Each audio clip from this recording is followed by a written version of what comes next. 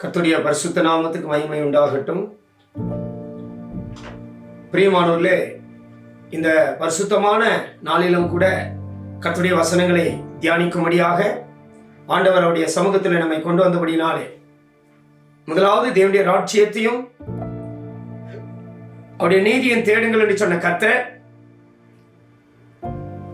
இந்த பூமியிலே எந்த தேவனுடைய பிள்ளை ஆண்டவரை கனம் பண்ணுகிறார்களோ, மனுஷனை அல்ல தேவாதி தேவனை எவர் கனம் பண்ணுகிறார்களோ அவர்களை நிச்சயமாக தேவன் அவர்களை கனம் பண்ணுவார்.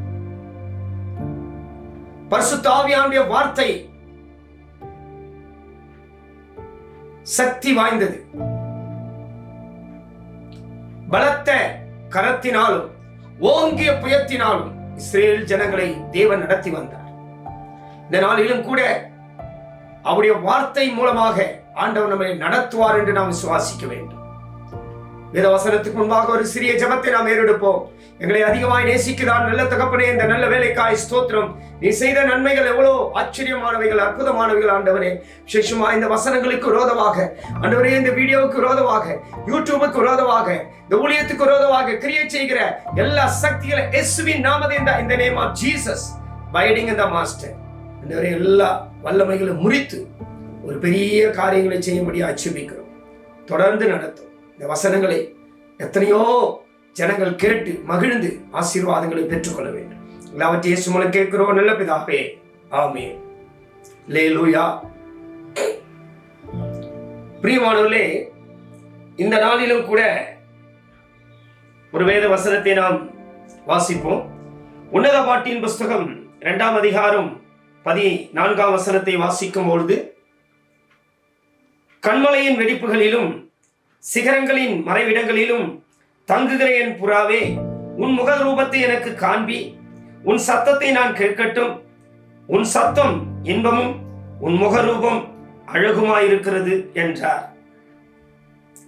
அல்லேலூயா. பிரியமானவர்களே, இந்த உன்னத பாட்டிலே நான் வாசித்த இந்த வசனம் ஒரு 2 காரியத்தை இங்கே முக்கியப்படுத்தி எழுதப்பட்டிருக்கிறது. கண்மலை வெடிப்புகளிலும் சிகரங்களின் மறைவிடங்களிலும் தங்குகிற என் புறாவே, உன் முகரூபத்தை எனக்கு காண்பி, உன் சத்தத்தை நான் கேட்கட்டும். உன் முகரூபம் அழகுமா இருக்கிறது, உன் சத்தம் இன்பமா இருக்கிறது. இதிலே 6 காரியங்களை நாம் பார்க்கிறோம். 1, கண்மலையின் வெடிப்பு. 2, சிகரங்களின் மறைவிடம். 3, முக ரூபம். 4, சத்தம். 5, அந்த முகரூபம் அழகா இருக்கிறது, அந்த சத்தம் இன்பமா இருக்கிறது. 6. பிரியமானவர்களே, ஒரு புறா குறித்து தான் சொல்லப்பட்டிருக்கிறது. இந்த புறா ஒவ்வொரு தேவனுடைய பிள்ளைகளுக்கு நிழலாட்டமா இருக்கிறது. ரட்சிக்கப்பட்டு ஞானஸ்நானம் எடுத்த தேவனுடைய பிள்ளைகளுக்கு அது நிழலாட்டமா இருக்கிறது. கிறிஸ்துவ ஜீவிதம் செய்கிற தேவனுடைய பிள்ளைகள் ஒரு புறாவை போல, புறாவினுடைய வாழ்க்கையிலே, புறாவினுடைய சரீரத்திலே அது உள்ளே கசப்பான நீர் பித்தப்பை இல்லை என்று வாசிக்கிறோம். அதுபோல உன்னுடைய வாழ்க்கையிலே கிறிஸ்துவ வாழ்க்கை என்பது கசப்பானதல்ல, மதுரமானது. கிறிஸ்துவ வாழ்க்கை என்பது இன்பமானது. கிறிஸ்துவ வாழ்க்கை என்பது சமாதானமானது. கிறிஸ்துவ வாழ்க்கை என்பது பரிசுத்தமானது. கிறிஸ்துவ வாழ்க்கை என்பது மேலானது. இப்படிப்பட்ட ஒரு வாழ்க்கையை செய்யும்படியாக தான் உலகத்தை வெறுத்து, பாவத்தை வெறுத்து, அநியாயத்தை வெறுத்து, அக்கிரமத்தை வெறுத்து, இயேசு கிறிஸ்துவை சொந்த இரட்சகராய் ஏற்றுக்கொண்டு அவருடைய இரத்தத்தினாலே பாவ மன்னிப்பை நாம் பெற்றுக்கொண்டு ஞானஸ்தானத்தை பெற்று பரிசுத்தாவின் அபிஷேகத்தை பெற்று இந்த கிறிஸ்துவ ஜீவிதத்துக்குள்ளே, சபைக்குள்ளே, வசனத்துக்குள்ளே, உபதேசத்துக்குள்ளே, விசேஷமாக அப்போஸ்தல உபதேசம் என்பது உன்னை பூரணப்படுத்தக்கூடிய உபதேசம். பூரணப்படுத்தக்கூடிய உபதேசத்துக்கு உன்னை நீ ஒப்பு கொடுக்காவிட்டால் தேவனுடைய ராஜ்யத்துக்குள்ளே நீ பிரவேசிக்க முடியாது. எத்தனையோ தேவனுடைய பிள்ளைகள் ஒரு கடமைக்காக கிறிஸ்தவர்களாக இருக்கிறார்கள், போக்குவரத்துக்காக கிறிஸ்தவர்களாக இருக்கிறார்கள். அப்படிப்பட்ட கிறிஸ்தவர்களை சேர்க்கும்படியா இயேசு வருகிறதில்லை. கண்மலை வெடிப்புக்குள்ளே தங்குகிற என் புறாவே, சிகரங்களின் மறைவிடங்களிலே இருக்கிற என் புறாவே, உன் முக ரூபத்தை எனக்கு காண்பி, உன் சத்தத்தை நான் கேட்கட்டும். உன் முகரூபம் அழகா இருக்கிறது, உன் சத்தம் இன்பமா இருக்கிறது. இப்படிப்பட்ட காரியங்களை செய்கிற தேவனுடைய பிள்ளைகளுக்காக தான் இயேசு வரப்போகிறார். அப்படியானால் இந்த சத்தியத்தை மிக சுருக்கமாக நாங்கள் சொல்லி முடிக்கிறோம். கண்மலை வெடிப்பு என்பது யார்? அந்த கண்மலை அவர்தான் நம்முடைய கர்த்தராகிய இயேசு கிறிஸ்து. வெடிப்பு என்றால் என்ன?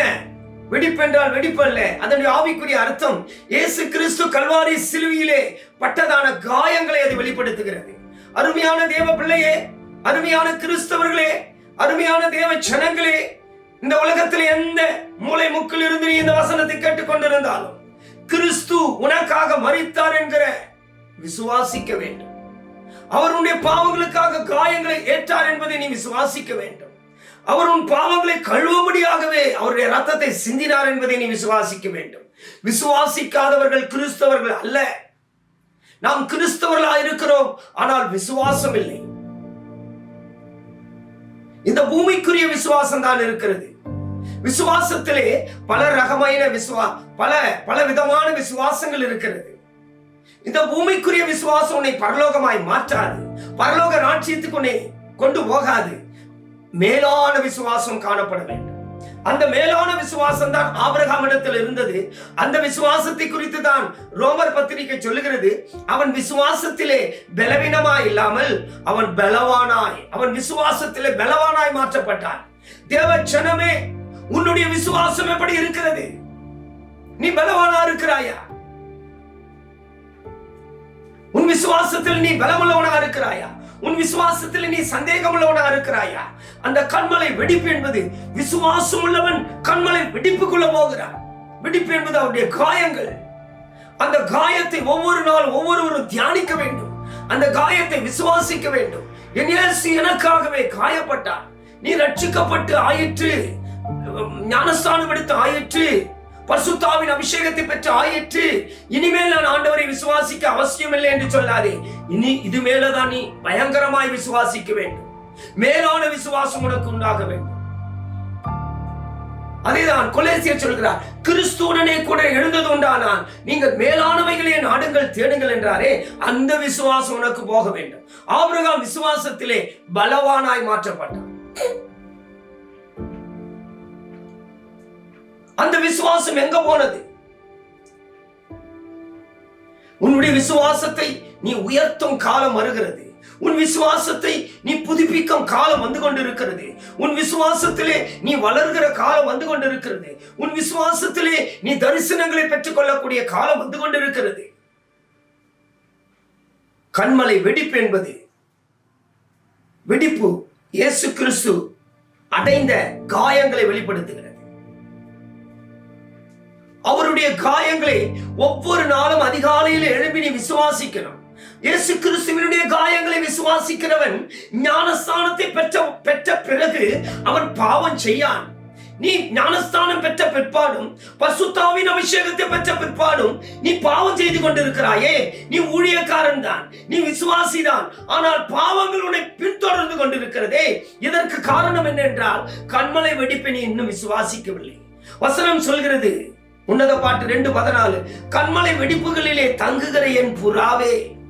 அப்ப அந்த புறா என்பது நீங்கள் தான், நாம் தான், விசுவாசிகள், ஊழியர்கள் தான். அந்த வெடிப்புல வந்து தங்கணும். வெடிப்பு என்பது காயங்கள், இயேசு கிறிஸ்துவினுடைய காயங்கள்.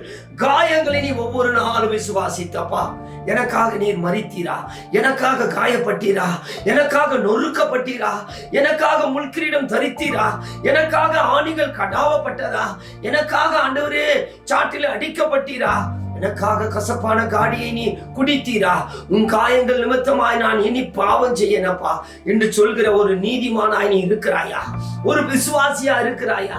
ஒரு ஊழியக்காரனா இருக்கிறாயா? தேவனுடைய பிள்ளையே, நீ விசுவாசிதான், நீ ஊழியக்காரன் தான், நீ தேவனுடைய பிள்ளைதான், ஆனால் பாவம் பெருகி கொண்டிருக்கிறதே. நீ ஞானஸ்தானம் எடுத்த தேவனுடைய பிள்ளைதான், நீ பரிசுத்தாவின் அபிஷேகத்தை பெற்ற தேவனுடைய பிள்ளைதான், ஆனால் பாவங்கள் உனக்குள் பெருகி கொண்டிருக்கிறது. நீ இன்னும் கண்மலை வெடிப்புக்குள்ள வந்து தங்கவில்லையே. கண்மலை கண்மலை என்று பேசிக் கொண்டிருக்கிறாய். வெடிப்பு வெடிப்பு என்று பேசிக் கொண்டிருக்கிறாய். இயேசு கிறிஸ்துவின் காயங்கள் காயங்கள் என்று பேசிக் கொண்டிருக்கிறாய். இயேசு மரித்தார் மரித்தார் என்று சொல்லிக் கொண்டிருக்கிறாய். இயேசு கிறிஸ்துவின் விசுவாசத்தினாலே நீ ஞானஸ்நானம் பெற்றேன் என்று சொல்லிக் கொண்டிருக்கிறாய். எல்லாம் உண்மைதான். ஆனால் வெடிப்புக்குள்ள வந்து தங்குக புறாவா இல்லையே. கண்மலை வெடிப்புக்குள்ளே ஒரு தேவனுடைய பிள்ளை வந்து தங்கினால்தான் அவன் பூரண உபதேசத்துக்குள்ளே போக முடியும். அவன் அப்போஸ்தல உபதேசத்தை ஏற்றுக்கொள்வான். அவன் பூரணமாக்கப்பட முடியும். சகோதரனே, சகோதரியே, ஊழியர்களே, விசுவாசிகளே, தேவ ஜனமே, தேவனுடைய பிள்ளையே, இது புதிய ஆத்துமாக்களுக்குள்ள வசனம் மாத்திரம் அல்ல. முதலாவது விசுவாசிக்கும் ஊழியக்காரனுக்கு தான். கண்மலை வெடிப்புகளை தங்குகிற என் புறாவை என்று நேசர் சபையை பார்த்து சொல்கிறார். இயேசு சபையை பார்த்து சொல்கிறார். உன்னை பார்த்து தான் சொல்கிறார். புறாவே, நீ வந்து என் வெடிப்புக்குள்ள தங்கு. கண்மலை வெடிப்பு, கண்மலை என்பது இயேசு. அவர் காயங்களை அதிகாலையில் எழுப்பி, அப்பா நீ எனக்காகவே காயப்பட்டீர். காயங்களை விசுவாசிக்கிறவன், காயத்தை பார்க்கிறவன் பாவம் செய்யான். நீ பாவம் செய்கிறாயே, அக்கிரமம் செய்கிறாயே, அநியாயத்தை செய்து கொண்டிருக்கிறாயே, அநியாயத்தை நிறுத்து, பாவத்தை நிறுத்து, அக்கிரமத்தை நிறுத்து. அநியாயத்தை நிறுத்தும் காலம் வந்து கொண்டிருக்கிறது. உனக்குள் இருக்கிற பரிசுத்த ஆவியானவர் பேசவில்லையா? உனக்குள் இருக்கிற பரிசுத்த ஆவியானவர் உனக்கு போதிக்கவில்லையா? உனக்குள் இருக்கிற பரிசுத்த ஆவியானவர் உனக்கு உணர்த்தவில்லையா? உனக்குள் இருக்கிற பரிசுத்த ஆவியானவர் உன்னை குத்தி குத்தி பேசவில்லையா? உனக்குள் பரிசுத்த ஆவியானவர் இருந்தால் நீ பாவம் செய்யாதபடிக்கு உன்னை அவர் தடை பண்ணுகிறார். அல்லேலூயா. உன் விசுவாசம் பலமான விசுவாசம். நீ பதறுகிறாய், பயப்படுகிறாய், அதிர்ந்து போகிறாய். இதற்கெல்லாம் காரணம் என்ன தெரியுமா? அவர் கண்மலை வெடிப்புக்குள்ள நீ வந்து தங்கவில்லை. விசுவாசம் இல்லை. விசுவாசம் இல்லாத ஊழியர்கள் அல்ல. விசுவாசம் இல்லாத ஒரு ஊழியக்காரன் அல்ல. விசுவாசம் இல்லாத ஒரு விசுவாசி அல்ல. விசுவாசம் என்பது மேலான விசுவாசம். அந்த விசுவாசத்தினாலே உன் ஜீவியம் பூரணமாக்கப்பட வேண்டும். கண்மலை வெடிப்பு என்பது அவருடைய காயங்கள். அந்த காயத்துக்குள்ளே ஒவ்வொரு நாளும் வந்து உட்கார்ந்து முழங்கால் படியிட்டு, அப்பா இனிமேல் நான் பாவம் செய்யேன் என்று நீ சொல்வாயா? இரண்டாவது உன்னத பாட்டு 2:14 சொல்கிறது, கண்மலை வெடிப்புகளிலும் சிகரங்களின் மறைவிடங்களிலும். இந்த சிகரம் என்பது, மறைவிடம் என்பது என்ன? சிகரம் என்றால் பிதாவாகிய தேவனையும், சிகரங்களின் மறைவிடம் என்றால் பிதாவினுடைய மனதையும் அது வெளிப்படுத்துகிறது. சுருக்கமாய் சொல்லுவோமானால், சிகரங்களின் மறைவிடம் என்பது பிதாவினுடைய மனது. கண்மலை வெடிப்பு என்பது இயேசு கிறிஸ்துவினுடைய காயங்கள். இயேசு கிறிஸ்துவின் காயங்களுக்குள்ள வர வேண்டும். சபை பூரணமாக்கப்பட வேண்டுமானால் இயேசு கிறிஸ்துவின் காயங்களுக்குள்ளே வர வேண்டும். சபை பூரணமாக்கப்பட வேண்டுமானால், ஒரு தேவனுடைய பிள்ளை பூரணமாக்கப்பட வேண்டுமானால், ஒரு தேவனுடைய பிள்ளை மனவாட்டியாய் மாற்றப்பட வேண்டுமானால், ஒரு தேவனுடைய பிள்ளை கர்த்தருடைய வருகையில் எடுத்துக்கொள்ளப்பட வேண்டுமானால், சிகரங்களின் மறைவிடங்களிலே வந்து தங்க வேண்டும். சிகரங்களின் மறைவிடம் என்பது பிதாவினுடைய மனது. பிதாவினுடைய மனது என்பது பிதாவினுடைய சித்தம் செய்வதே என்னுடைய ஆகாரமாய் இருக்கிறது என்று இயேசு சொன்னார். சபைகளே, விசுவாசிகளே, ஊழியர்களே, நீங்கள் செய்வதெல்லாம் பிதாவினுடைய சித்தமா இருக்கிறதா? ஒவ்வொரு நாளாகிலும் நீ ஆலோசித்து யோசித்து கேட்டு பார்த்தாயா? சிகரங்களின் மறைவிடம் என்பது பிதாவினுடைய சித்தம். பிதாவினுடைய சித்தம் செய்யாத சபை கர்த்தருடைய வருகையிலே போக முடியாது. இதைதான் மத்தேயு எழுதின சுவிசேஷம் 7ஆம் அதிகாரம் 21ஆம் வசனத்தில் சொல்கிறார், என்னை நோக்கி கர்த்தாவே கர்த்தாவே என்று கூப்பிடுகிறவர்கள் பரலோக ராஜ்யத்திலே பிரவேசிக்க மாட்டார்கள். என் பரலோகத்தில் இருக்கிற என் பிதாவின் சித்தத்தின்படி, பரலோகத்தில் இருக்கிற என் பிதாவின் சித்தத்தின்படி, பரலோகத்தில் இருக்கிற என் பிதாவின் சித்தத்தின்படி எவர்கள் செய்கிறார்களோ அவர்களே பரலோக ராஜ்யத்தில் பிரவேசிப்பார்கள்.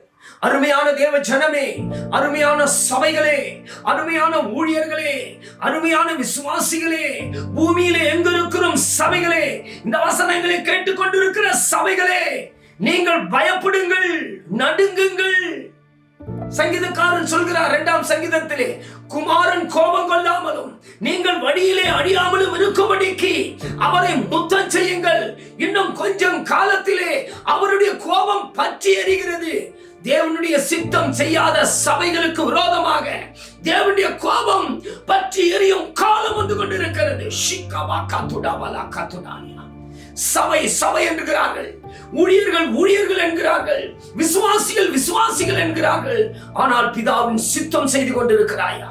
குமாரன் கோபம் கொள்ளாமல் நீங்கள் வழியிலே அடியாமலும் இருக்கும்படிக்கு இன்னும் கொஞ்ச காலத்திலே அவருடைய கோபம் பற்றி எறிய போகிறது. சீக்கிரமாய் வந்து முத்தம் செய்யுங்கள். முத்தம் செய்வது என்று சொல்வது, தண்டியே பிதாவே, நாங்கள் உம்முடைய சித்தம் செய்யாதபடி பாவம் செய்தோம், இதோ உம்முடைய சித்தத்துக்கு நான் என்னை ஒப்பு கொடுக்கிறேன் என்று அவருடைய பாதத்திலே நீ முழங்கால் படியிட்டு அழுது புலம்பி மன்னிப்பு கேட்பாயாக. சிகரங்களின் மறைவிடம் என்பது பிதாவினுடைய மனதை காட்டுகிறது, பிதாவின் சித்தம் செய்வதை காட்டுகிறது. பிதாவினுடைய மனதிலே என்ன இருக்கிறதோ அதை தான் சபை செய்ய வேண்டும். பிதாவுடைய மனதிலே என்ன இருக்கிறதோ அதை தான் விசுவாசிகள் செய்ய வேண்டும். பிதாவுடைய மனதிலே என்ன இருக்கிறதோ அதை தான் ஊழியர்கள் செய்ய வேண்டும். உன்னுடைய மனதில் இருக்கிறது செய்ய முடியாது, தேவன் உன்னை ஊழியத்துக்கு அழைக்கவில்லை. உன்னுடைய மனதில் இருக்கிறதை செய்யும்படியாக உன்னை விசுவாசியாய் தேவன் அபிஷேகம் பண்ணவில்லை. உன்னுடைய மனதில் இருக்கிறதை செய்யும்படியாய் தேவன் உனக்கு ஊழியத்தை தரவில்லை. மனுஷனுடைய மனதில் இருக்கிறதை செய்யும்படியாய் தேவன் உன்னை அழைக்கல. அழைத்த தேவன் உண்மை உள்ளவர். அவர் உன்னை கடைசி வரைந்த நடத்த வேண்டுமானால் பிதாவினுடைய மனதில் இருக்கிறதை நீ செய்வாயாக. சபைகளே, இந்த வார்த்தையை கேட்டுக்கொண்டிருக்கிற சபைகளே, இந்த வார்த்தையை கேட்டுக்கொண்டிருக்கிற ஊழியர்களே, இந்த வார்த்தையை கேட்டுக்கொண்டிருக்கிற விசுவாசிகளே, நீங்கள் கொஞ்சம் பயப்படுங்கள், நடுங்குங்கள். பிதாவின் சித்தம் செய்யாத சபை கண்டிப்பாய் கர்த்தருடைய வருகையிலே போகாது. நானா இருந்தாலும் போக முடியாது. பிதாவினுடைய சித்தம் செய்கிறவன் எவனோ, இது இயேசு கிறிஸ்து சொன்ன வார்த்தை. மத்தேயு 7:21 பரலோகத்தில் இருக்கிற என் பிதாவின் சித்தத்தின்படி சகலமும் செய்யப்பட வேண்டும். பிதாவின் சித்தத்தின்படி செய்கிறவன் எவனோ அவனே பரலோக ராஜ்யத்தில் பிரவேசிப்பான். அந்த பரலோகம் தான் சீயோன், அந்த பரலோகம் தான் புதிய எருசலேம். அந்த பரலோக ராஜ்யத்துக்குள்ளே நீ பிரவேசிக்க வேண்டுமானால் உன் குடும்பத்திலே பிதாவின் சித்தம் இருக்கிறதா? உன் மனைவிக்குள்ளே பிதாவின் சித்தம் இருக்கிறதா? உன் புருஷனுக்குள்ளே பிதாவின் சித்தம் இருக்கிறதா? உன் பிள்ளைகளுக்குள்ளே பிதாவின் சித்தம் இருக்கிறதா? நீ போடுகிற டிரெஸ்ல பிதாவின் சித்தம் இருக்கிறதா? நீ அணிந்து கொண்டிருக்கிற செருப்பில பிதாவின் சித்தம் இருக்கிறதா? நீ புசிக்கிற போஜனத்திலே பிதாவின் சித்தம் இருக்கிறதா? நீ போகிறதிலும் வருகிறதிலும் சகல விதங்களிலும் பிதாவின் சித்தம் இருக்க வேண்டும். இது எப்படி பாஸ்டர்? ஆம், உண்மை. ஒரு மனுஷன், ஒரு தேவனுடைய பிள்ளை ஞானஸ்தானம் பெற்ற பிற்பாடு உன் சரீரத்தில் அணிகிற சகல விதமான வஸ்திரத்துல கூட தேவனுக்கு விருப்பமானதை தான் நீ அணிய வேண்டும். தேவனுக்கு இஷ்டமில்லாத அணியக்கூடாது. உன் வீட்டில கூட தேவனுக்கு விருப்பமானதை தான் நீ வாங்கி வைக்க வேண்டும். என் பிள்ளைகளே, பிதாவின் சித்தம் செய்யாத சபைகளோ, பிதாவின் சித்தம் செய்யாத ஊழியர்களோ, பிதாவின் சித்தம் செய்யாத விசுவாசிகளோ கண்டிப்பாக இயேசு கிறிஸ்துவினுடைய ரகசிய வருகையிலே எடுத்துக்கொள்ளப்படவே முடியாது. நானும் கூட இந்த உபதேசம் என்னையும் சேர்த்துதான் போதிக்கிறது. இதுதான் உன்னத பாட்டு 2:14. சிகரங்களின் மறைவிடங்களில் இருக்கிற என் புறாவே, இந்த பூமியில் இருக்கும் போதே கிறிஸ்துவின் காயங்களுக்குள்ள வர வேண்டும். இந்த பூமியில் இருக்கும் போதே பிதாவின் மனதுக்குள்ள வர வேண்டும். எல்லா விஷயத்திலும் பிதாவின் சித்தம் இருக்க வேண்டும். பிதாவின் சித்தத்தை செய்யாதவர்களை குறித்து அதே மத்தேயு 7:21 கீழே வாசிக்கும் பொழுது அவர்கள் சொல்லுகிறார்கள், தேவனே, உம்முடைய நாமத்தினாலே நாங்கள் அற்புதங்களை செய்தோம், உம்முடைய நாமத்தினாலே பேய்களை துரத்தினோம், உம்முடைய நாமத்தினாலே அற்புத கிரியைகளை செய்தோம் என்று சொல்கிறார்கள். அதுக்கு எனக்கு சம்பந்தம் இல்லை என்று சொல்கிறார். உங்களை நான் அறிய, அக்கிரம செய்கைக்காரரே, என்னை விட்டு அகன்று போங்கள் என்று சொல்கிறார். சபைகளே, விழுந்து போன தூதனுடைய ஆவியினாலே நீ அற்புதம் செய்யலாம். விழுந்து போன தூதனுடைய ஆவியினாலே நீ பேய் பிசாசுகளை துரத்தலாம். விழுந்து போன ஆவியினாலே நீ சகல விதமான அற்புதங்களை செய்யலாம். அது பிதாவின் சித்தம் அல்ல. அது தேவனுடைய நாமத்துல செய்யல. விழுந்து போன தூதனுடைய ஆவியினாலே நீ செய்தாய். நீ பிதாவின் சித்தம் செய்ய வேண்டுமானால் பரிசுத்த ஆவியானவர் கீழே நீ வர வேண்டும். பரிசுத்த ஆவி உனக்குள் வர வேண்டும். பரிசுத்த ஆவியானுக்குள்ள நீ வர வேண்டும். பிதாவின் சித்தத்தை நீ செய்ய வேண்டும். பிதாவின் சித்தத்தை எவர் செய்யவில்லையோ அவர்களை குறித்து வேதம் சொல்கிறது, அக்கிரமம் செய்கைக்காரரே என்னை விட்டு அகன்று போங்கள் என்று சொல்கிறார். அங்கு நீ மறு பேச்சு பேசவே உனக்கு இடமில்லையே. பரலோகம் எங்க கிடைக்கும்? சியோன் எங்க கிடைக்கும்? புதிய எருசலேம் எங்க கிடைக்கும்? மறு பேச்சு பேசவே அங்க இடமில்லை. உன் முகத்தை கூட பார்க்க அவர் விரும்பவில்லை. அதுக்கு தான் நிறைய உன்னத பாட்டிலே முதல் பாயிண்ட் கண்மலை வெடிப்பு, செகண்ட் பாயிண்ட் பிதாவின் சிகரங்களின் மறைவிடம், சிகரங்களின் மறைவிடம் பிதாவின் சித்தம், பிதாவின் மனது. மூன்றாவது காரியம் சொல்கிறார், சிகரங்களின் மறைவிடங்களில் இருக்கிற என் புறாவே உன் முகரூபத்தை எனக்கு காண்பி. அப்ப நீ பிதாவின் சித்தம் செய்தால்தான் உன் முகத்தை பார்க்க கூட ஆண்டவர் விரும்புகிறார் என்றுதான் அர்த்தமாகி. ஒரு ஊழியனானால், ஒரு விசுவாசியானால் உன் முகத்தை ஆண்டவர் பார்க்க விரும்புவாரானால் நீ பிதாவின் சித்தம் செய்யும் போதுதான். உன் முகம் என்று சொல்வது தேவன் உனக்கு கொடுத்த தரிசனத்தை காட்டுகிறது. உன் தரிசனம் எப்படி இருக்கிறது? உன் மனசாட்சி எப்படி இருக்கிறது? முகரூபம் தரிசனத்தையும் மனசாட்சியும் காட்டுகிறது. உன் மனசாட்சி எப்படி இருக்கிறது? அழகா இருக்கிறதா? அதான் கீழே சொல்றார், உன் முகரூபம் அழகா இருக்கிறது. உன் தரிசனம் அழகா இருக்கிறதா? உன் மனசாட்சி அழகா இருக்கிறதா? ஆண்டவர் கொடுத்த தரிசனத்தை நீ நஷ்டப்படுத்தினாயா? உன் மனசாட்சி கெட்டு போனதா? மறுபடியும் அதை திருத்தி நல்ல மனசாட்சியாய் மாற்று, அழகான மனசாட்சியாய் மாற்று, அழகான தரிசனமாய் மாற்று. மறுபடியும் கீழே சொல்கிறார், உன் சத்தத்தை நான் கேட்கட்டும்.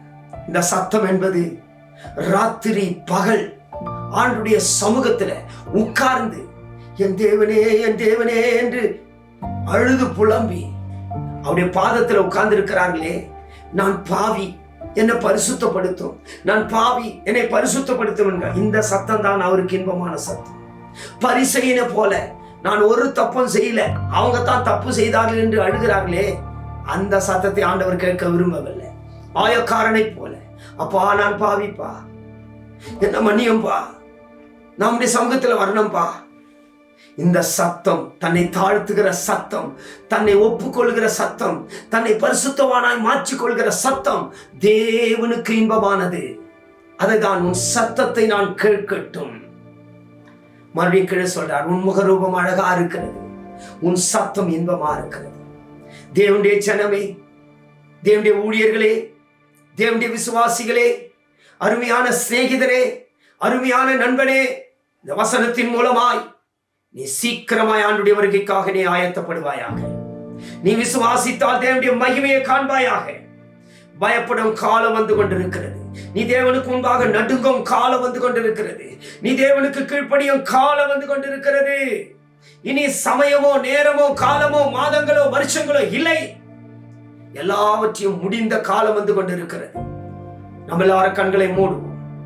கண்மலை வெடிப்புகளிலும் சிகரங்களில் மறைவிடங்களிலும் தங்குகிற என் புறாவே என்று சொன்னது போல தேவனே, இந்த நாளிலும் கூட இந்த வசனத்தின் மூலமாய் உம்முடைய பிள்ளைகளுடைய இருதயங்கள் திறக்கப்படட்டும் பா, மனசாட்சிகள் திறக்கப்படட்டும் பா ஆண்டவரே, தரிசனங்கள் திறக்கப்படட்டும் பா, தரிசனங்கள் புதிதாக்கப்படட்டும் பா. பெரிய காரியங்களை நீ செய்யும்படியாக ஒவ்வொரு தேவ ஜனங்களுக்குள்ள, ஊழியர்களுக்குள்ளும் அந்நிய ஜனங்களுக்குள்ளும் எல்லாரும் கண்மலை வெடிப்புகளிலும் சிகரங்களின் மறைவிடங்களிலும் தங்குகிற புறாவை போல அவருடைய முகரூபங்கள் அழகாய் மாறட்டும், தரிசனங்கள் அழகாய் மாறட்டும், அவருடைய மனசாட்சிகள் அழகாய் மாறட்டும். நாட்டம் எடுத்துக் கொண்டிருக்கிற மனசாட்சி அழகாய் மாறட்டும். நாட்டம் எடுத்துக் கொண்டிருக்கிற தரிசனங்கள், சாட்சி இல்லாத தரிசனங்கள் சாட்சியாய் மாறட்டும். சத்தத்தை நான் கேட்கட்டும் என்று சொன்னீரே, அவருடைய சத்தங்கள் பிரார்த்தனை சத்தமாய், ஜப சத்தமாய், அழுகை ஆண்டவரே, பிரார்த்தனையில் ஆண்டவரே, ஜபத்தில் அழுது புலம்புகிற சத்தமாய் காணப்படட்டும். ஒரு வல்லமை இல்ல சத்தம் எழுப்பி எல்லாரையும் உடைய மனவாட்டி சபையாய் மாற்றும்படியாக இந்த ஜபத்தில் எல்லாரும் நீர் ஆசீர்வதித்து ஒரு பெரிய காரியங்களை செய்ய முடியாது. இயேசு மூலம் கேட்கிறோம் நல்ல பிதாவே, ஆமென்.